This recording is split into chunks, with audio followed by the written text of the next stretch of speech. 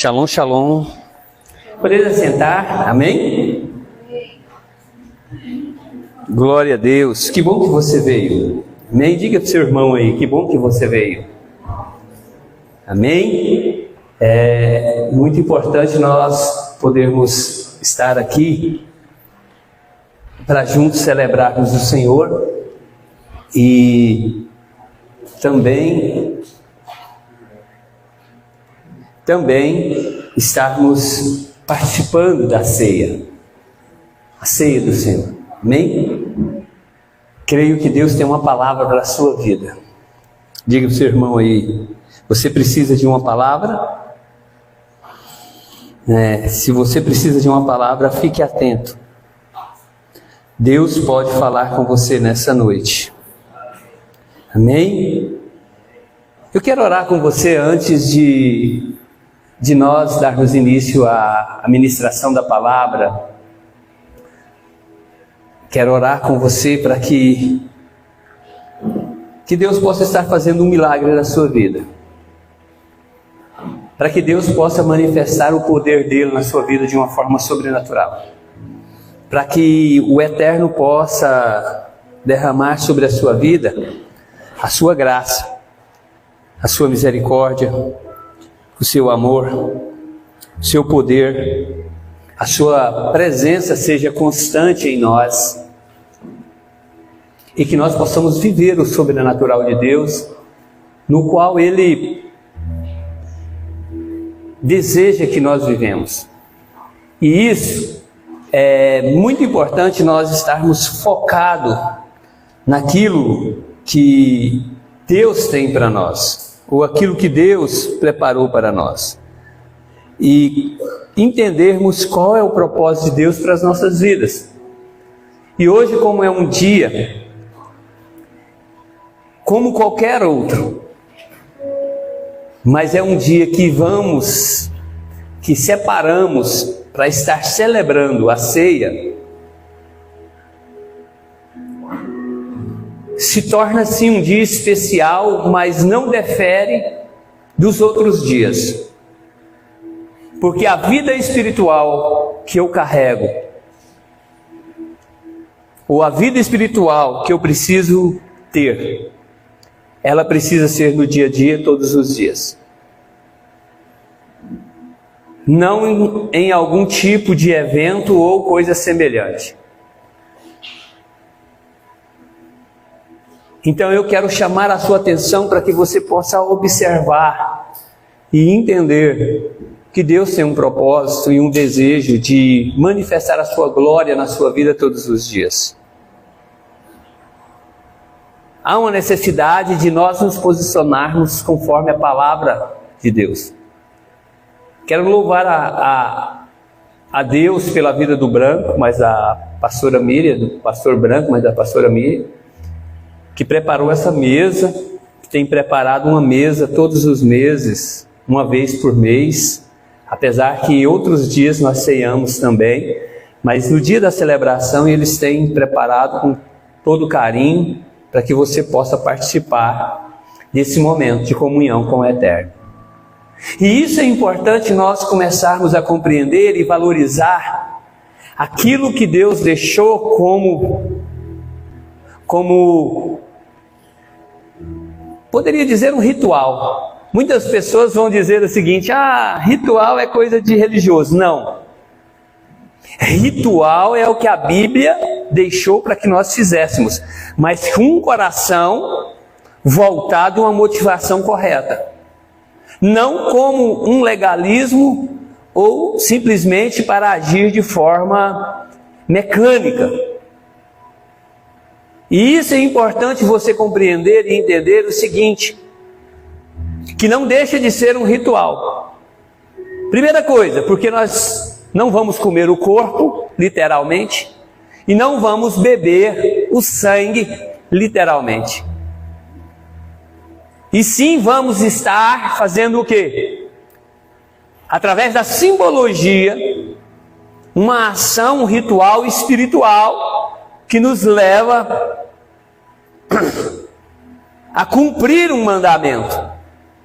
E tudo que nós precisamos fazer dentro daquilo que nós carregamos como fé cristã, está voltado para um ritual, para que se cumpra uma ordenança do Eterno. E quando nós começamos a nos aprofundar a isso, nós começamos a viver algo que talvez nunca vivemos. Porque é necessário um crescimento espiritual, é necessário que nós venhamos crescer espiritualmente, nos desenvolver espiritualmente e ter uma espiritualidade e não viver um dualismo, o qual tem sido pregado há muito tempo. Estou trazendo aqui uma introdução para mim começar a pregar. Um dualismo. O que nós vemos a dificuldade de muitos cristãos de viver uma vida madura no Espírito é a questão do dualismo, que entrou na igreja há algum tempo, quando se foi determinado entre o que é espiritual e o que é secular. E aí começo a viver dois tipos de comportamento. No secular eu me comporto de uma forma, e no eclesiástico, no que diz respeito na mentalidade de alguns espiritual, vivo de outra forma.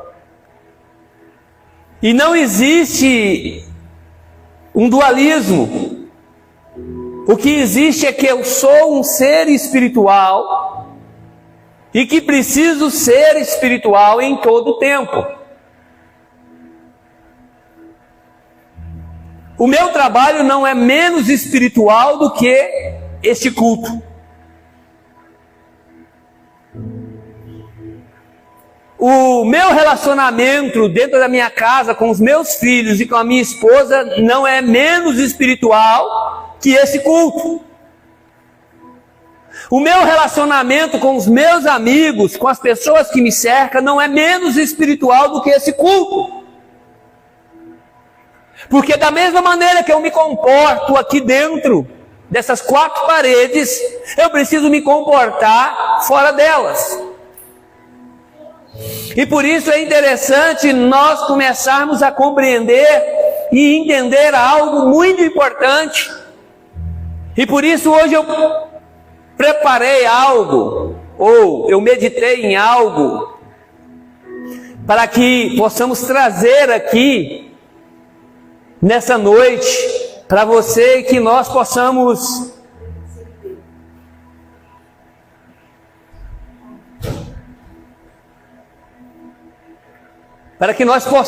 então ter um entendimento e crescer e desenvolver espiritualmente para uma caminhada para a qual fomos chamados. E nós não temos aqui a obrigação de mudar a sua vida.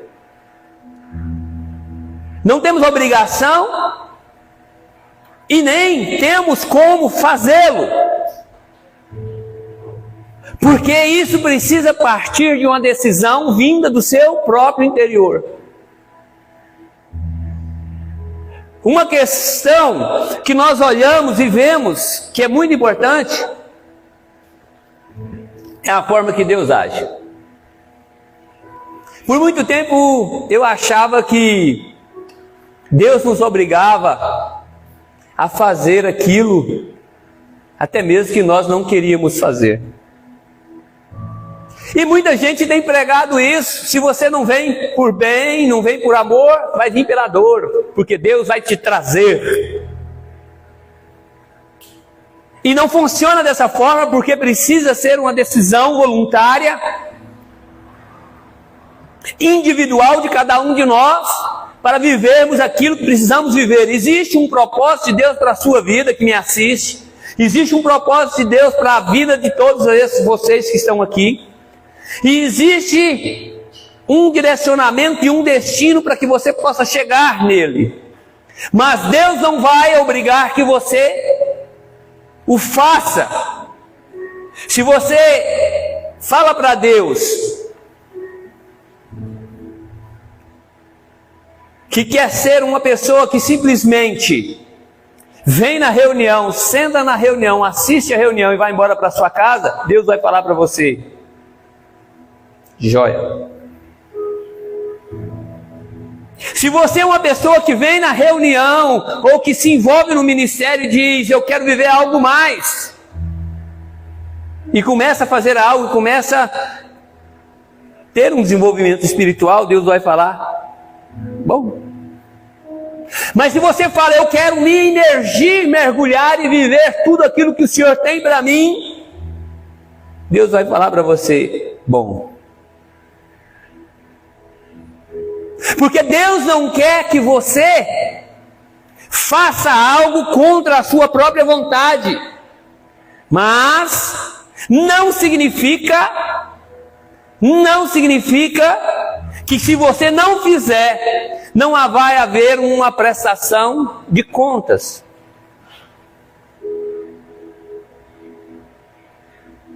Que você deixar de fazer, que não vai ser um dia chamado para um acerto. Porque a palavra de Deus diz que, preste atenção, que se você só faz o que você é mandado, você não passa de um servo inútil.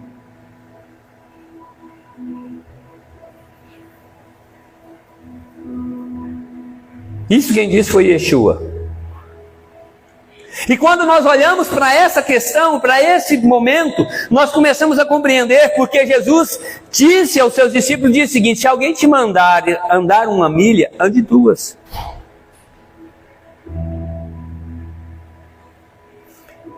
E que se você precisa entender e compreender e conhecer qual é o seu propósito nessa terra. Hoje estivemos em um velório, e em um velório não era de uma pessoa evangélica. E eu não vou entrar no mérito aqui de questão de salvação ou não salvação, mas eu vou entrar no mérito aqui de que todo velório, a primeira mensagem, o primeiro texto que vem à minha mente é o texto que Paulo escreve ao Timóteo. E qual é o texto que Paulo escreve a Timóteo? Combati o bom combate, encerrei a carreira, guardei a fé. Ou seja, cumpri o meu propósito. Findou-se o propósito. Acabou o processo que se dava nesse termo, nessa atmosfera, nesse ambiente físico. Acabou. Se fez, fez. Se não fez, não fez.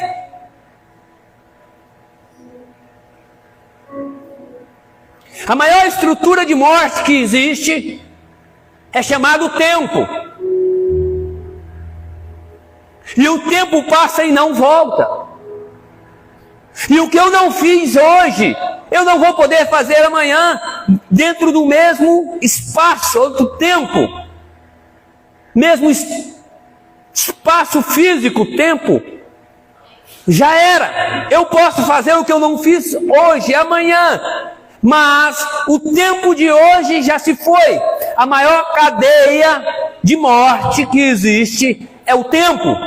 Todas as vezes que nós estamos em um ambiente de morte, a primeira pergunta que se faz é: pois é, nosso amigo foi embora, nosso companheiro foi embora, marido foi embora, esposa foi embora, tio foi embora. E aí alguém vira e fala: findou-se o tempo dele. Aí entra uma questão muito importante que eu quero chamar você nessa noite, para você olhar para a sua vida, porque não é eu, o pastor, que julga.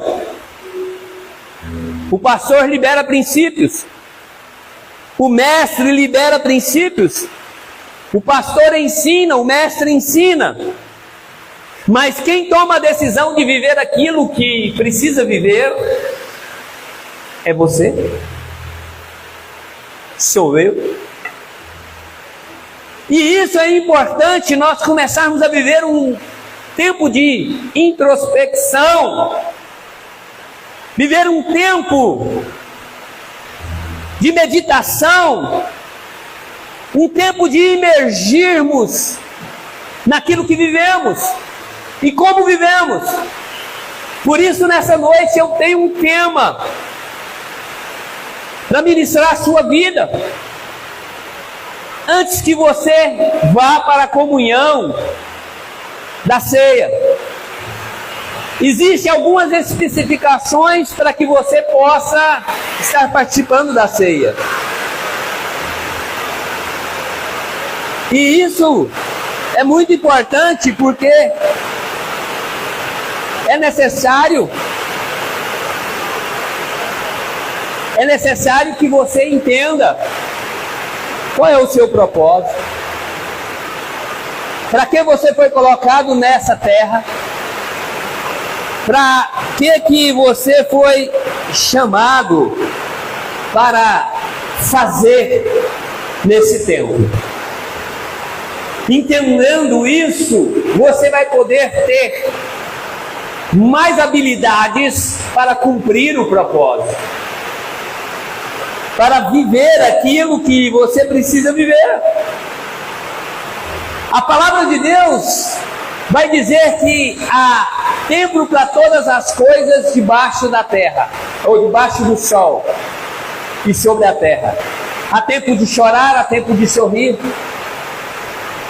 há tempo de jogar pedra, há tempo de colher pedras, há tempo de viver, nascer e há tempo de morrer. E aí nós começamos a compreender que há tempo para todas as coisas, ligado a um propósito. E esse propósito está dentro de mim, dentro de você. E dentro do propósito existe um processo. Ontem nós tivemos uma reunião de homens que tem o tema MC Oliver, Papo de Macho. E ontem houve uma dinâmica que nos levou, que exigiu de mim e exigiu dos meus irmãos que eles pudessem refletir acerca do que eles têm vivido nesse ano de 2024. E isso leva você a entender e compreender também algo muito importante, que também você precisa refletir naquilo que você foi chamado para viver. Se está valendo a pena ou se você está entendendo qual é o significado do seu tempo nessa terra. E isso é importante, por isso eu queria que você abrisse a sua Bíblia agora comigo, no livro de Isaías, capítulo de número 38, e aqui vai começar a palavra que eu quero ministrar para vocês. Isaías capítulo 38, a partir do verso 1. Vai ser colocado aqui na tela. Se você não quiser abrir o celular aí, pode olhar aqui. Então, nós entendermos e compreendermos algo muito importante. Como eu queria que você olhasse aqui para mim, olha aqui para mim, esquece a chuva, se tem um sereno sobre você aí, muda de lugar.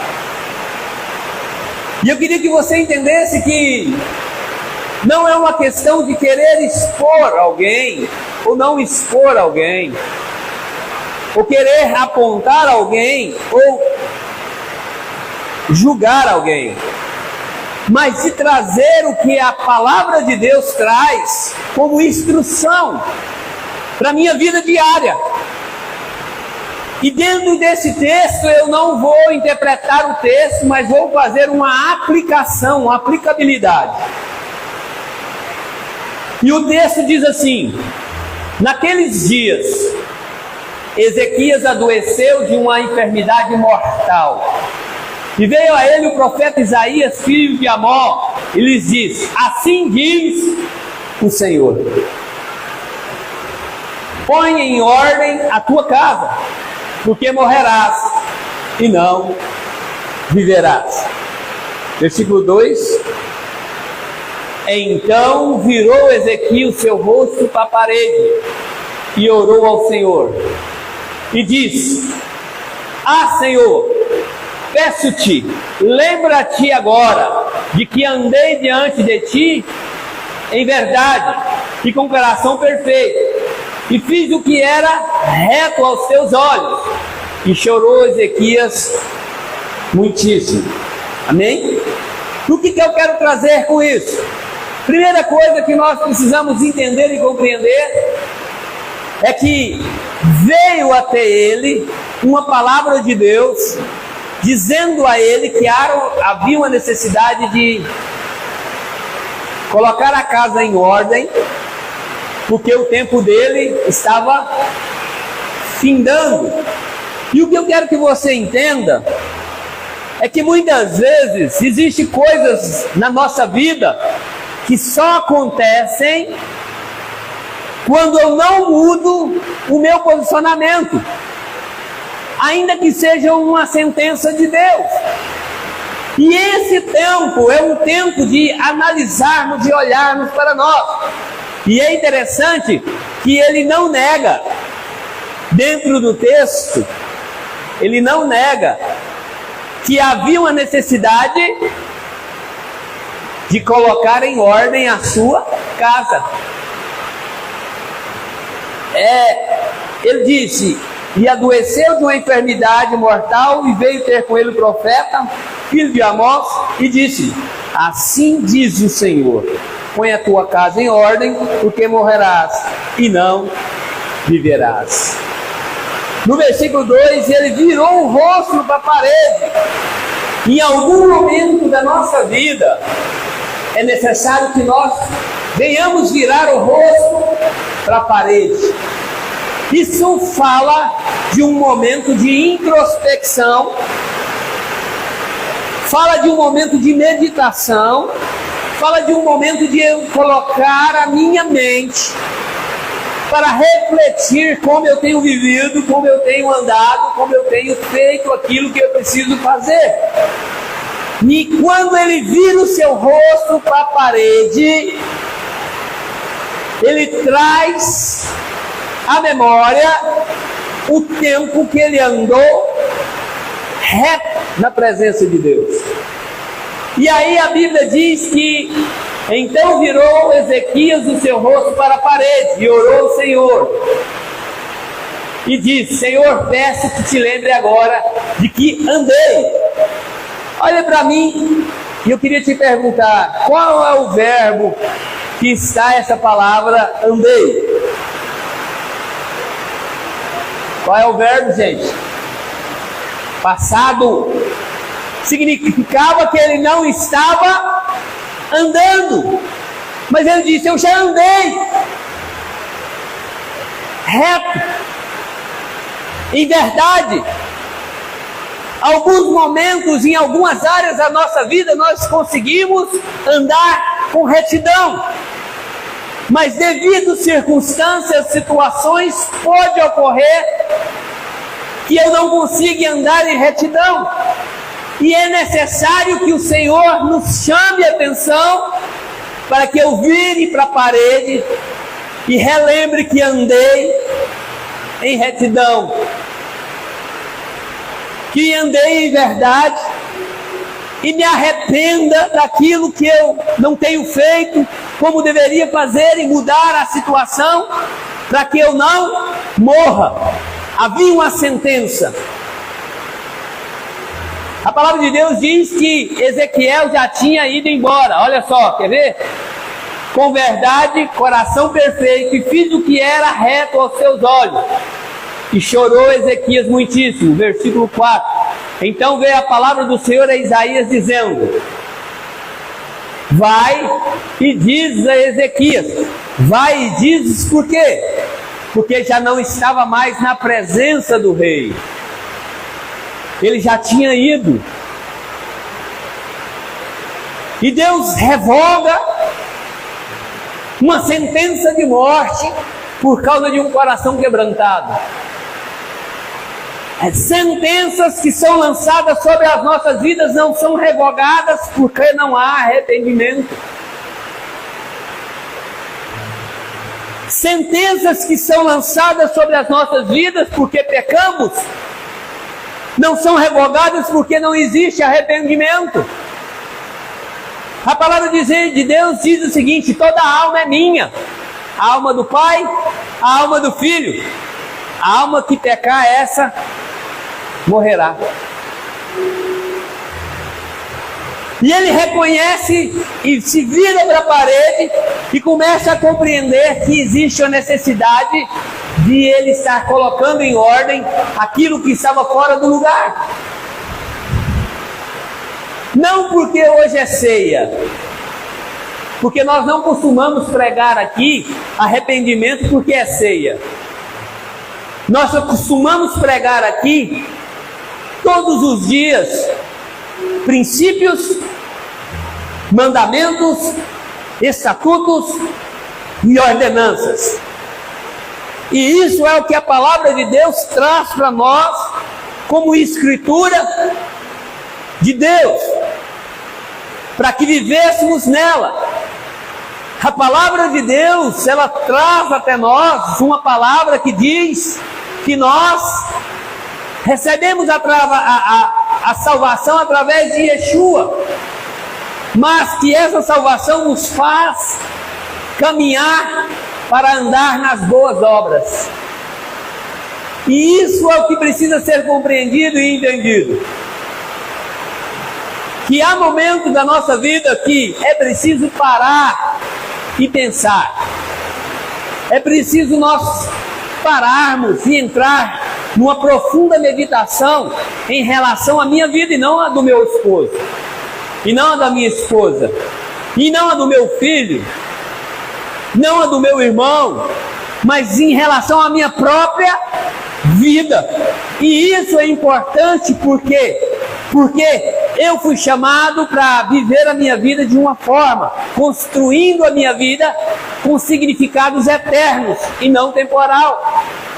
Não aquilo que é passageiro, momentâneo, mas viver aquilo que o eterno deseja que eu viva de uma forma íntegra, reta diante dele. Porque o tempo vai passar. Passando-se o tempo, findando-se um tempo, vem a morte, e a palavra de Deus diz, depois disso o juízo. Não sabemos o dia e nem a hora. Precisamos estar prontos todos os momentos. Precisamos viver uma vida como uma igreja vitoriosa, uma igreja gloriosa, que vive o sobrenatural, que vive a vontade de Deus, que vive os milagres de Deus, que vive a santidade de Deus impregnada em nós, através do cumprimento dos princípios e dos mandamentos, vivendo assim em comunhão com os nossos irmãos. Eu costumo dizer o seguinte, preste atenção no que eu vou te dizer: não são as guerras externas de fora que nos matam, que nos destrói, mas são as guerras internas, as guerras de dentro, que nos enfraquece e nos fragiliza, nos deixando frágeis diante daquilo que precisamos ter como um entendimento para viver o sobrenatural de Deus e cumprir o propósito sobre a terra. Existe um chamado de Deus para a minha vida e para a sua vida, e esse chamado, ele está direcionado para que você viva uma vida de integridade e comunhão. E só existe uma forma de cumprir os 2 maiores mandamentos, que Jesus cita que muitas pessoas gostam de ficar somente com esses 2. Tudo bem se você quer ficar com os 2, porque os 2 resumem os 10. Amai a Deus sobre todas as coisas e o teu próximo como? A ti mesmo. E a minha pergunta para você é: como eu posso amar o meu próximo?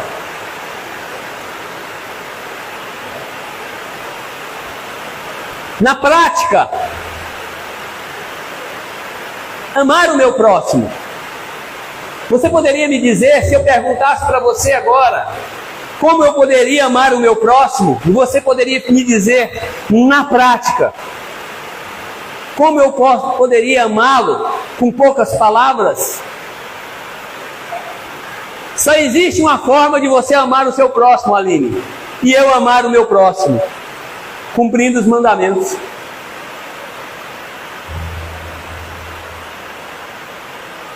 Porque nos mandamentos está dizendo: não roubarás, não matarás, não levantará falso testemunho, não cobiçará a mulher do próximo, e assim por diante. Como eu provo que eu amo meu irmão?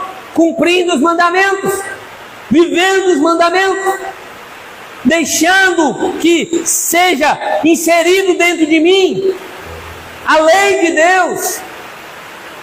Porque no Salmo 119 é a única maneira.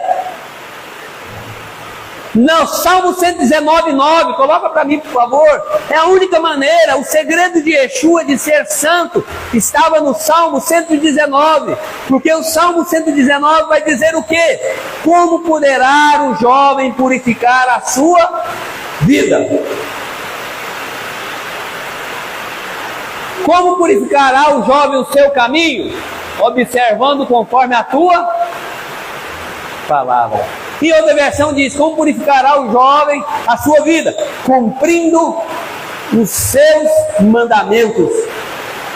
Se você quer que a sua alma seja restaurada, se você quer que você se permaneça preservado do mal e do pecado, cumpra a palavra. E nessa noite eu quero chamar a sua atenção, porque o texto da palavra que nos leva à reflexão para participarmos da ceia do Senhor é que cada um deve examinar a si mesmo, comer e beber, porque aquele que come indignamente come para a sua própria condenação. E por não discernir o corpo, existe muito dentro, no meio de vós, doentes e enfermos, fracos e que dormes, por não discernir o corpo. E o discernimento do corpo está em amar o próximo, respeitando cada um, o seu irmão como superior a ti. Se eu olho para cada pessoa e começo a considerá-lo superior a mim, com certeza eu vou respeitá-lo, como a palavra nos diz. E isso nos chama a atenção para viver na prática, no dia a dia, não um dualismo onde temos duas personalidades, onde nós somos bipolares espirituais. Em um tempo eu sou carnal e outro tempo eu sou espiritual. No momento do dia a dia eu sou carnal. No momento do eclesiástico eu sou espiritual. Esse dualismo não existe. Deus nos chamou para ser santo em todo tempo. E Yeshua diz: sede santo porque eu sou santo. E a palavra de Deus diz que Ele nos elegeu como povo exclusivo dEle, como sacerdócio santo.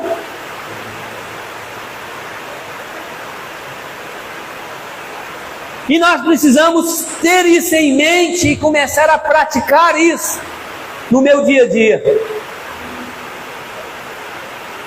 praticar isso no momento em qual nós estamos vivendo.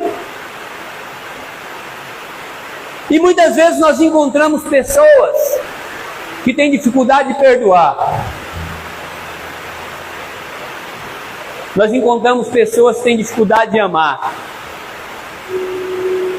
Nós encontramos pessoas que não conseguem se relacionar nem com os seus.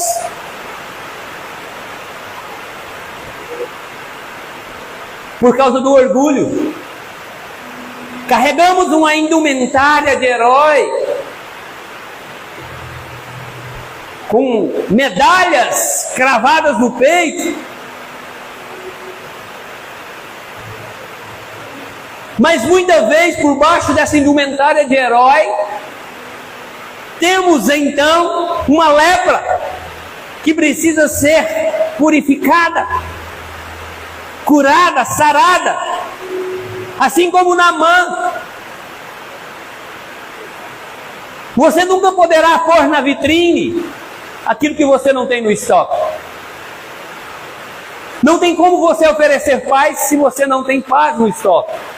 Não tem como você oferecer amor,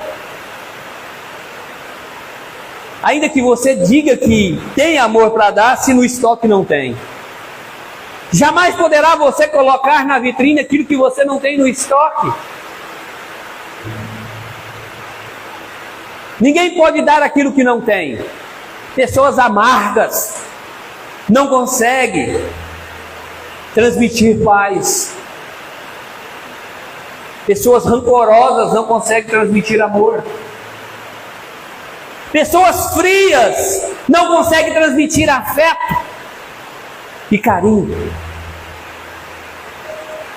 Todos nós precisamos de estar fazendo uma reflexão e vendo o que tem debaixo das nossas indumentárias. Debaixo daquilo que nós colocamos na vitrine, se realmente existe no estoque. Não é tempo de se passar por aquilo que eu não sou. Muitas pessoas têm entrado na fila de quem vai dar tudo, sendo que vai reter parte. Não está disposto a se doar. Não tem como viver para o Senhor, para o Eterno, sem se doar por completo. Não tem como você viver essa vida com Deus se você não resolve fazer uma entrega total. A Bíblia diz que se eu não amar mais a Deus do que a minha esposa, os meus filhos, os meus pais, eu não sou digno de estar com Ele. É tempo de reflexão, de entender se eu não vivo apenas um ritual mecânico, mas que faço aquilo que verdadeiramente foi estabelecido para que eu vivesse. Estamos vivendo um tempo no qual precisamos olhar para dentro de nós todos os dias para vivermos e cumprirmos a vontade do Eterno. Há necessidade de uma entrega total. Eu quero viver com o Senhor, mas eu quero reter parte. Eu vou fazer uma entrega, mas eu vou reter parte. Nessa área ele não entra. Nessa outra também não. E ainda usamos alguma coisa, gente, para tentar nos justificar, dizendo assim, não, Deus sabe, Deus conhece meu coração. Sim, Ele conhece, é claro que Ele conhece. Ele sabe a podridão que existe dentro do meu. Mas isso não significa que Ele sabe a podridão que existe dentro de nós, que Ele aceita que nós permanecemos assim. E essa mudança não parte dEle. Como eu disse no início, Ele não vai te obrigar você tirar esse lixo que está dentro de você, mas Ele quer que você se disponha ao ponto de entender e compreender. Eu preciso remover isso, eu preciso botar para fora, eu preciso arrancar isso de dentro de mim, para que eu possa viver o propósito de Deus. Ananias e Safira, eles estão diante de uma situação, um cenário, na igreja primitiva, quando a igreja primitiva estava vivendo tudo aquilo que Jesus pregou. A Bíblia diz que todo mundo comia e vestia e participava em comum. O que um comia, o outro também comia. O que um vestia, o outro também vestia. Por quê? As pessoas estavam vendendo seus bens, suas casas, suas herdades, suas heranças, e depositando-os nos pés dos apóstolos. E era repartido entre a igreja, para que a igreja pudesse viver aquilo que Jesus pregou. O amor. Mas a palavra de Deus diz que havia um homem chamado José, da tribo de Levi, um levita. E a Bíblia diz que ele vende tudo o que ele tem e deposita nos pés dos apóstolos. E um entendimento que quem era da tribo de Levi não tinha direito à herança. A herança dos levitas é o Senhor. A herança dos levitas é o Senhor. Então ele tem um entendimento do princípio, ele vende tudo que ele possui e deposita nos pés dos apóstolos. Vem Ananias e Safira e vê ele fazendo isso. E o que ele faz? O que eles fazem? Vai lá e vende as suas herdades, as suas propriedades, e chegam até os apóstolos para depositar no altar. E a palavra de Deus diz que Pedro pergunta para ele se aquele dinheiro era todo o valor do que eles tinham vendido. A necessidade de estar no meio, vivendo o que os outros estão vivendo, era tão grande, porque existia uma carência dentro daquele casal, de estar sendo visto, reconhecidos, que eles dizem que sim. Preste atenção no que eu vou te dizer. Quem não está comigo nas minhas batalhas não merece estar comigo nas minhas celebrações. Quem não está com você nas suas lutas e nas suas guerras não tem direito de estar com você nas suas celebrações.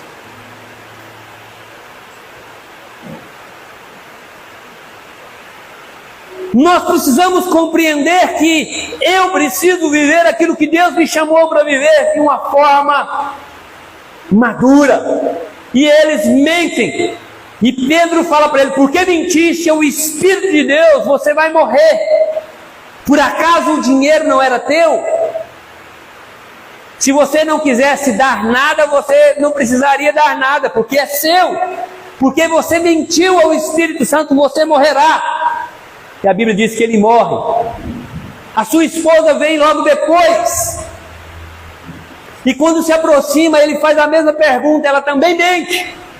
E ele diz para ela que os mesmos que carregaram o esposo dela, o corpo, carregaria o dela. E ela também morre. Porque quis passar aquilo que eles não são ou não eram. E isso existe muito no meio de nós. Hoje estamos vivendo uma era que nós queremos participar. Queremos ser vistos. Queremos estar juntos. Queremos pegar carona. Mas na vida espiritual não existe carona. Põe a tua casa em ordem, porque morrerás e não viverás. Aonde estava a rainha do rei Ezequias? Aonde estavam os filhos do rei Ezequias? Aonde estavam os empregados, os súditos?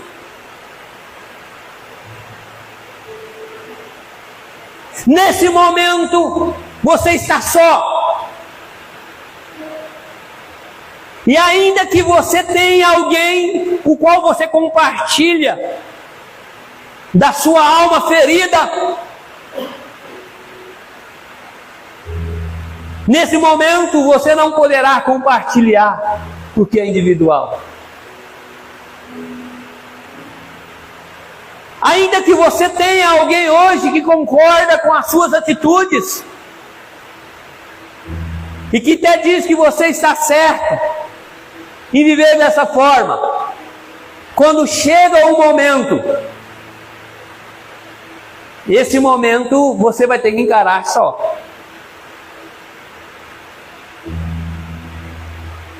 O momento do acerto de contas é individual e solitário.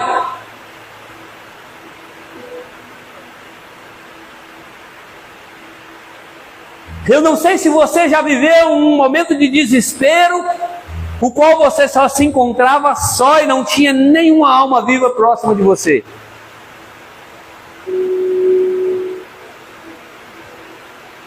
Ezequias tem uma atitude nobre. Ele se vira para a parede. Ele não olha para as pessoas que estão ao seu redor. Ele não procura o conselheiro. Ele não procura a rainha para saber o que ele devia fazer. Ele não procura o irmão da direita, ele não procura o irmão da esquerda, ele não procura fulano, beltrano, ciclano. Ele vira para a parede. E hoje eu queria te dizer que é necessário que você se vire para a parede. Reflita. Como está a sua vida? Como você tem vivido? Como está sendo para você?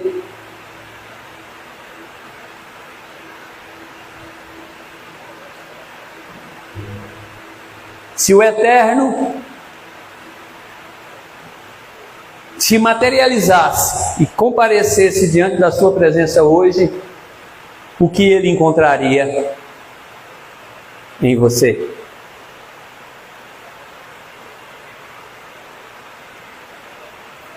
Então, diante do memorial que nós estaremos fazendo nessa noite, eu queria te dar um tempo. Põe a mesa cura para mim. Para você refletir, não estou aqui para apontar, mas para que você se autoanalise. Para que você olhe para dentro de você antes de comer e beber, mas que você participe nessa noite, depois dessa autoanálise. A palavra de Deus diz assim: então veio a palavra do Senhor dizendo a Isaías: vai e diz a Ezequias, assim diz o Senhor Deus de Davi, teu pai, ouvi a tua oração e vi as tuas lágrimas, e acrescentarei, pois, aos teus dias 15 anos. A morte é revogada. Não viva sentenças por falta de posicionamento. Você que me assiste, não viva sentenças por falta de posicionamento. Se posicione hoje, assim como Ezequias se posicionou, dizendo: Senhor, lembra-te que eu andei. O que ele queria dizer com isso? Se um dia eu andei, eu posso andar de novo. Eu vou mudar. Lembra? Eu consegui um dia, hoje eu posso. Eu sei que eu posso. Estou arrependido. Eu queria que você fechasse seus olhos. Começasse a falar com o Senhor, porque daqui a pouco nós vamos celebrar a ceia.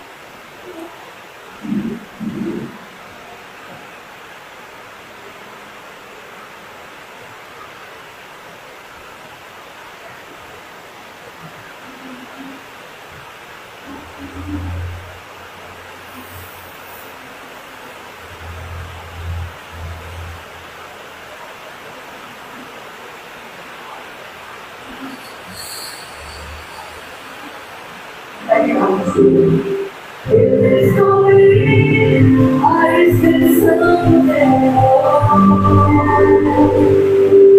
sem pausa, boa paz. onde das multidões eu descobri que sou Feito por ti. eu descobri que sou aceito por ti. Em nada, Casa na mesa, em meio aos meus irmãos. descobri a extensão do teu amor. Sem pausa, Põe no início para mim. Presta atenção na letra dessa canção, que ela diz o seguinte, que ela se perdeu quando ela tentou viver uma vida que não era dela. Ou seja, fora do propósito.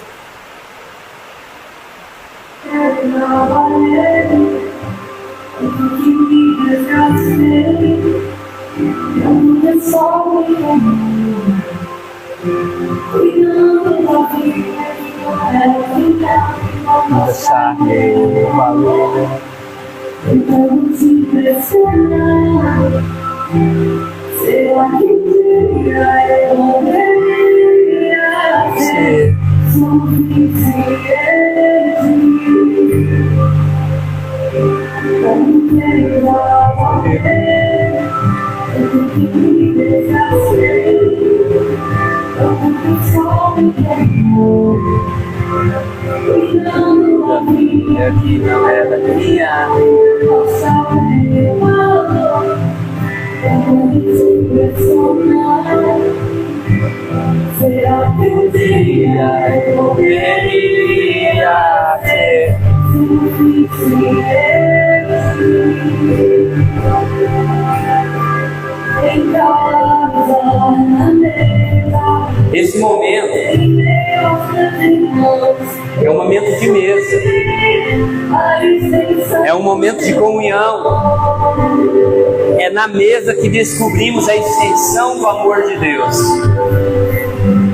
E que seja na mesa com seus filhos, com sua esposa, com seus pais, ou que seja com seus irmãos. Esse é o momento em qual nós olhamos para dentro de nós e compreendemos algo. Eu sempre tenho falado algo muito importante, que quando estamos na presença de Jesus, na presença do Eterno, Ele nos constrange. A palavra de Deus diz que quando Jesus participou da última ceia, estavam todos os seus discípulos em volta de Jesus. Em volta de Jesus estavam todos os seus discípulos. Abaixa um pouquinho a canção, por favor. Canção, baixa, por favor. Obrigado. É porque aqui está em cima a caixa de mim aqui. E Jesus na mesa constrangeu todos os seus discípulos quando ele disse que ele seria traído e que o traidor estava à mesa. Todo aquele que está na presença de Deus, ele se constrange e olha para dentro de si, ele não olha para fora. Quando nós começamos a olhar para fora e para as vidas das pessoas que estão ao nosso redor, é preciso me aproximar mais de Yeshua. A Bíblia diz que ninguém perguntou: Senhor, é João, é Pedro que vai te trair? Mas todos se perguntaram: sou eu? Sou eu, Senhor, que vai te trair? A presença de Deus nos faz olhar para dentro de nós. Que nessa noite você olhe para dentro de você e participe do banquete. Participe daquilo que Deus preparou para você. Eu queria que você se colocasse de pé. Nós vamos estar participando agora da ceia. E a palavra do Senhor diz assim: assim como recebi do Senhor, tenho-vos entregado. Na noite que ele foi traído, tomou do pão, partindo, deu, dizendo: este é meu corpo que é partido por vós. Do mesmo modo, depois de tomar do pão, tomou do cálice e disse: esse é o meu sangue que é derramado por amor de vós. Fazei isso todas as vezes em memória de mim. Então eu quero orar por você. E você logo após tem a liberdade de sair do seu lugar e vir participar do vinho e do pão. Senhor, em nome de Jesus, nós clamamos a Ti e invocamos a Tua face. Apresentamos os elementos, Pai, como símbolo do Teu corpo e como símbolo do Teu sangue. E que a mão do Senhor seja sobre nós de uma forma sobrenatural, de uma forma especial. E que a bênção do Senhor seja sobre nós. E que através dessa comunhão haja cura em nosso interior, cura na nossa alma. Assim nós te pedimos, em o nome de Jesus. Você pode sair do seu lugar e participar. Deixa.